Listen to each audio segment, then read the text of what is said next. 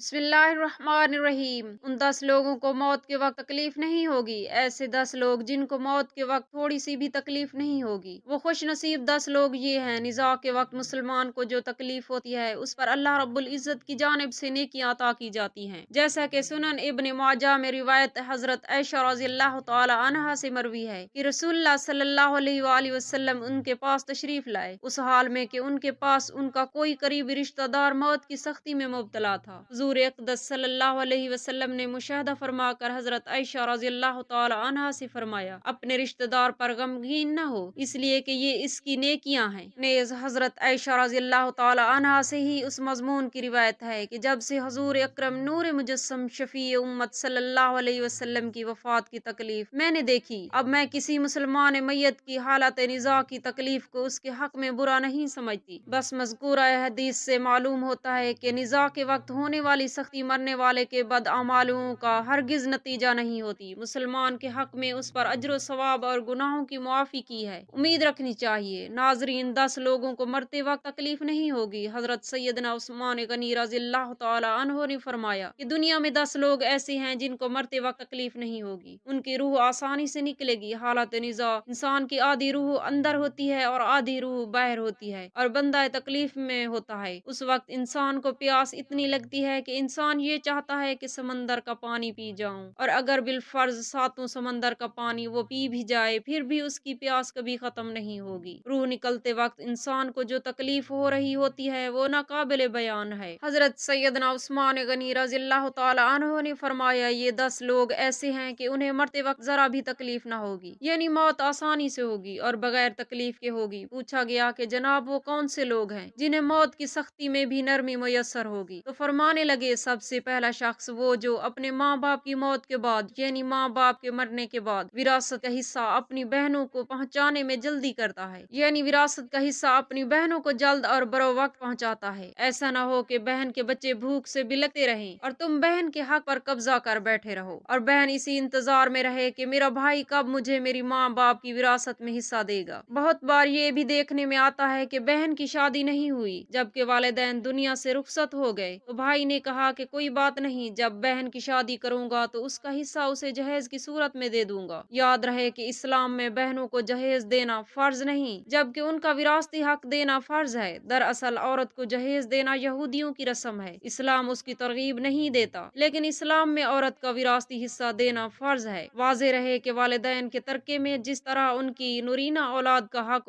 حصہ ہوتا ہے، اسی طرح بیٹیوں کا بھی اس میں شرعی حق حصہ ہوتا ہے۔ والدین کے انتقال کے بعد ان کے ترکے پر بیٹیوں کا خود تنہا قبضہ کر لینا اور بہنوں کو ان کے شرعی حصے سے محروم ہونا جائز اور سخت گناہ ہے۔ بھائیوں پر لازم ہے کہ بہنوں کا ان کا حق حصہ اسے دینا دنیا میں دے دیں، ورنہ آخرت میں دینا پڑے گا، اور آخرت میں دینا آسان نہیں ہوگا۔ حدیث مبارکہ میں حضرت سید بن زید رضی اللہ تعالی عنہ فرماتے ہیں، نبی کریم صلی اللہ علیہ وسلم نے فرمایا، جو شخص کسی کی بالشت بھر زمین بھی از راہ ظلم لے لے گا، قیامت کے دن 7 زمینوں میں سے اتنی ہی زمین اس کے گلے میں توق کے طور پر ڈالی جائے گی۔ ایک اور حدیث مبارکہ میں ہے کہ حضرت انس رضی اللہ تعالی عنہ فرماتے ہیں، حضور نبی کریم نور مجسم شفیع رحمت صلی اللہ علیہ وسلم نے فرمایا، جو شخص اپنے وارث کا میراث کاٹے گا، یعنی اس کا حصہ نہیں دے گا، تو اللہ تعالی قیامت کے دن اس کی جنت کا میراث کاٹ لے گا۔ یاد رہے کہ جہیز کی رسم اسلام کی رسم نہیں بلکہ یہودیوں کی رسم ہے، اور اس کا سب سے بڑا نقصان ہے کہ جس طرح یہودیوں کی عورتوں کو بغیر جہیز کے کوئی شخص قبول نہیں کرتا تھا، اسی طرح آج اسلام میں بھی عورتوں کی شادیوں میں سب سے بڑی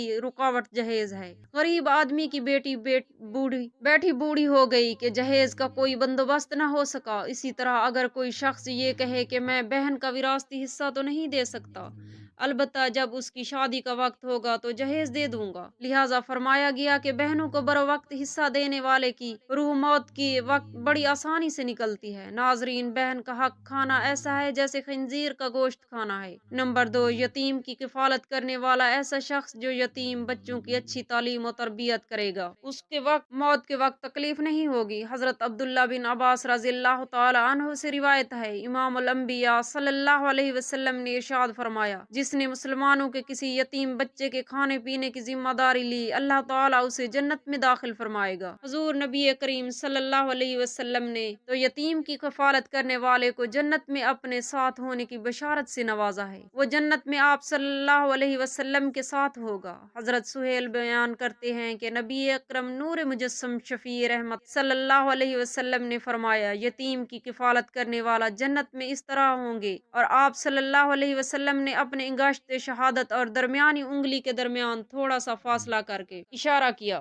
نمبر 3، کثرت سے صدقہ کرنے والا شخص، یعنی ایسا شخص جو اللہ اور رسول صلی اللہ علیہ وسلم کی رضا کے لیے اپنی مال و دولت میں سے یوں صدقہ کرتا ہے کہ جب وہ اپنے ایک ہاتھ سے کسی کو دیتا ہے تو دوسرے ہاتھ کو پتہ بھی نہیں چلے، یعنی تیسرا انسان وہ ہے جو کثرت سے صدقہ کرے گا تو اس کی موت کے وقت اس کی روح آسانی سے نکلے گی اور جان کلی کا عمل اس کے لیے تکلیف دہ نہیں ہوگا۔ نمبر 4، نرم دل والے، یعنی وہ لوگ جو دوسروں کی غلطیوں کو بھلا کر انہیں معاف کرنے والا، ایسے شخص کو موت میں سختی محسوس نہیں ہوگی کیونکہ اس نے دنیا میں لوگوں کے ساتھ نرمی اختیار کی تھی تو اس کے ساتھ بھی نرمی کا معاملہ ہوگا۔ حضرت ابو ہریرہ رضی اللہ تعالی عنہ سے روایت ہے کہ حضور اکرم نور مجسم شفیع رحمت صلی اللہ علیہ وسلم نے فرمایا، جنت میں ایسے لوگ داخل ہوں گے جن کے دل چڑیوں سے ہوں گے، یعنی چڑیوں کی طرح ان کے دل نرم ہوں گے۔ نمبر 5، ایسا انسان جو اپنی فیملی سے اچھا سلوک کرنے والا ہے، یعنی اپنے ماں باپ، بیوی، بچوں اور بہن بھائیوں سے نرم دلی کا رویہ رکھنے والا ہے اور اپنی بیوی بچوں سے پیار کرنے والا ہے، حلال کا لقمہ کما کر اپنی بیوی بچوں کی کفالت کرنے والا ہے۔ بزرگان دین فرماتے ہیں کہ جب تک ہونے لگے تو دسترخواں کو وسیع کر لیا کرو، یعنی اپنی بیوی بچوں پر خرچ کرنا بھی صدقہ ہے، انہیں کھلانا پلانا صدقہ ہے، لہٰذا ایسا شخص جو اپنی فیملی پر خرچ کرتا ہے اور ان سے حسن و سلوک کرتا ہو تو جب وہ دنیا سے رخصت ہوگا تو اس کی روح نکلنے میں آسانی ہوگی اور اسے کوئی تکلیف نہ ہوگی۔ نمبر 6، حضرت عثمان غنی رضی اللہ تعالی عنہ نے فرمایا، جو شخص یہ سوچ کر نماز ادا کرتا ہے کہ جو نماز وہ ادا کر رہا ہے وہ میرے رسول اکرم نور مجسم شفیع رحمت صلی اللہ علیہ وسلم کی آنکھوں کی ٹھنڈک ہے، نماز دین کا ستون ہے، نماز مومن کی معراج ہے، اسلام و کفر میں تفریق ہے، تو 5 وقت کا نمازی موت کے وقت کسی قسم کی سختی میں مبتلا نہ ہوگا۔ نمبر 7، جو شخص سیکھے اور دوسروں کو سکھائے، یعنی وہ جو